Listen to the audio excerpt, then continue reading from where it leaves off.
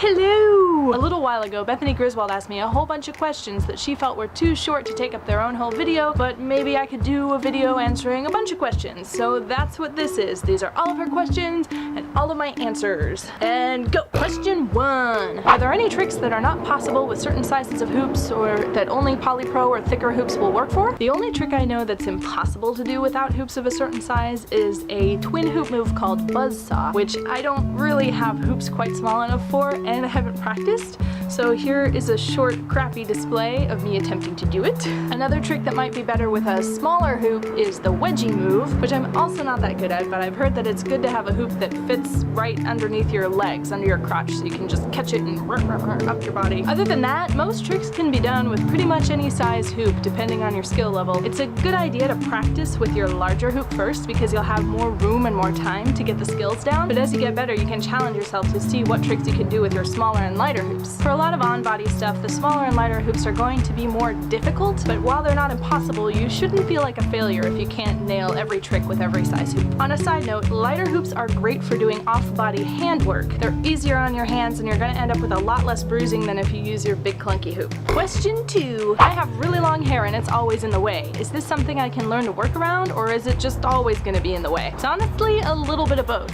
Yes, you will learn how to work around it, but it will also still be in the way. Although my hair isn't quite as long now, it was super long for the first few years of my hoop journey. At hoop camp one year I was fortunate enough to meet Beth Lavender, who also has really long hair, and I'd always admired her videos because her hair seemed to just flow along with the dance and not bother her at all. So I asked her pretty much that exact same question and she said, yup, hair gets in the way. It gets stuck in your armpit, it gets caught in your mouth. It's just generally irritating, but the more you practice and the more your skills grow, the more you'll learn ways to work around it so that it's not totally screwing up your flow. For me though, I prefer to just tie it up as best I can before I start practicing because I don't like messing with it. Question 3. How do I get the black marks from accidentally throwing my hoop and hitting things off of my ceilings and walls? Ah yes, the hooper scuff. We all deal with this, and magic erasers are your friend. Despite what you may have heard about them searing the flesh off of babies, they're excellent at cleaning up hoop scrapes. Question 4. I can neck hoop, but it feels choky. What might I be doing wrong? My first instinct is to say that your hoop might be too heavy. While it's possible to neck hoop with a big heavy hoop, lighter hoops will help ease that choky feeling. You might also want to pay attention to where the motion is coming from. Try leaning back slightly and letting your legs and feet create the motion, rather than having it all come from your neck and upper torso. If these tips don't work, you might just be a little extra sensitive when it comes to neck hooping. I've noticed that people vary in their tolerance for neck hooping. Some can do it for hours, while some can barely stand it, so just don't do it to the point of discomfort. Question 5. Do you know of a good source for finding beginner hoop tricks? Yes, I do! HoopTricks.com. They've got an amazing database of all sorts of hoop tutorials from all over the internet. Go check it out! And finally, question 6. What should I do with my feet when I'm hooping? I end up just sort of leaning on one and shifting and scooching around, and it looks awkward. Well, my short answer is you should get yourself to a HoopPath workshop and let Baxter school you on using your feet while you're hooping, and I will list all his tour dates in the description. But if you can't make it to a workshop, here are some things that I like to do with my feet.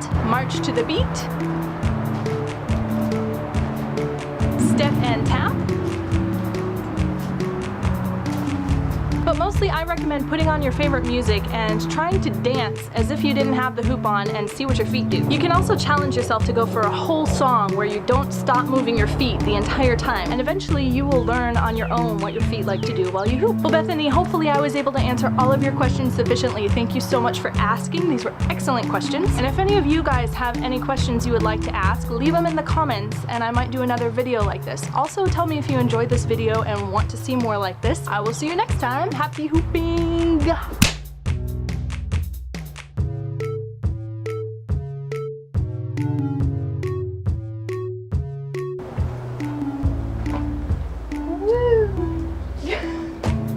You can also plane, plane, plane, plane, plane, planey, planey, plane, plane, plane, plane, plane.